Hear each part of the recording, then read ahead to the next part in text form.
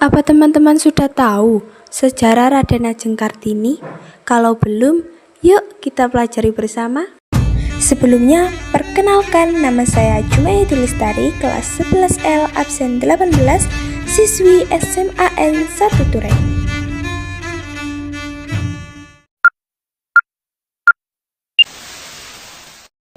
Raden Ajeng Kartini. Beliau adalah pahlawan nasional dan tokoh emansipasi perempuan Indonesia. Raden Ajeng Kartini lahir pada tanggal 21 April 1879 di Jepara, Jawa Tengah. Gelar Raden Ajeng menandakan bahwa Kartini keturunan bangsawan. Ayahnya, Raden Mas Adipati Sosroningrat, adalah seorang bupati Jepara, dan ibunya M.A. Ngasira, putri dari seorang pemuka agama. Pada masa itu, terdapat aturan dari kolonial Belanda yang mengharuskan seorang bupati memiliki istri seorang bangsawan. Karena Ibu Kartini seorang dari kalangan biasa, akhirnya ayah Kartini menikah lagi dengan putri Raja Madura bernama Raden Ajeng Nurjam. Kartini memiliki 10 saudara, baik kandung maupun tiri. Kartini mendapat kesempatan mengikuti pendidikan karena ia adalah anak dari pejabat tinggi pemerintah. Ia menempuh pendidikan di Europese Leger School, ELS, atau Sekolah Dasar Eropa. Bahasa pengantar di ELS adalah bahasa Belanda, sehingga Kartini bisa meningkatkan kemampuan bahasanya. Namun, sayang Kartini saat itu ingin melanjutkan pendidikan ke HBS Semarang ditentang oleh ayahnya dan dipaksa untuk menjadi putri bangsawan sejati dengan mengikuti adat istiadat yang berlaku, dan ia banyak menghabiskan waktu di rumahnya atau masa pingitan. Sejak lulus dari ELS, kehidupan Kartini sangat tertutup. Pada saat itu, usianya masih 13 tahun. Sehari-hari, Kartini dipaksa belajar menjadi putri bangsawan sejati yang selalu diam dan membiasakan diri untuk berbicara dengan suara halus dan lirih. Ia juga harus berjalan setapak demi setapak dan menundukkan kepala jika anggota keluarga yang lebih tua lewat.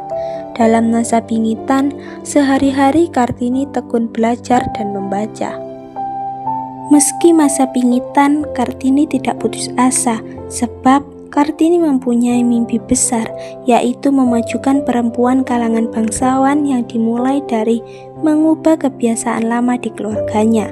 Dengan membaca, Kartini jadi mempelajari dan memahami pemikiran-pemikiran emansipasi.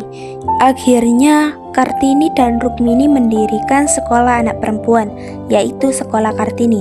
Murid-murid di sekolahnya belajar membaca, menulis, menggambar, tata krama, memasak, serta membuat kerajinan tangan.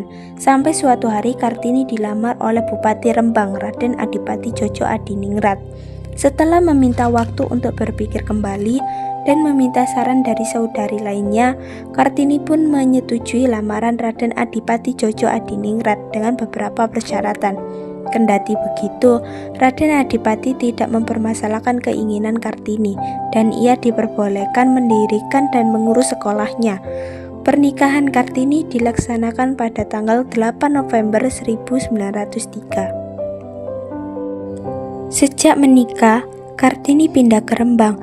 Aktivitas keseharian Kartini mulai terhambat setelah mengandung anak pertamanya. Pada 13 September 1903, Kartini melahirkan seorang anak laki-laki yang diberi nama Susalit Djoko Adiningrat. Setelah melahirkan, kondisi Kartini nampak sehat dan berseri.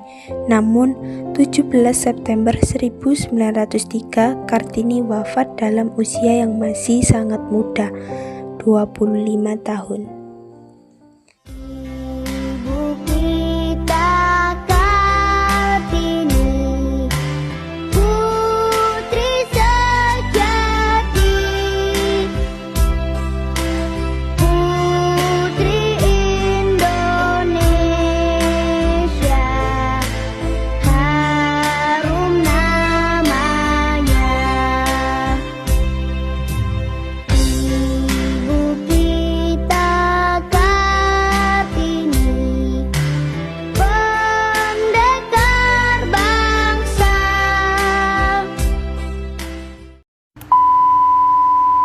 Thanks for watching. Please subscribe.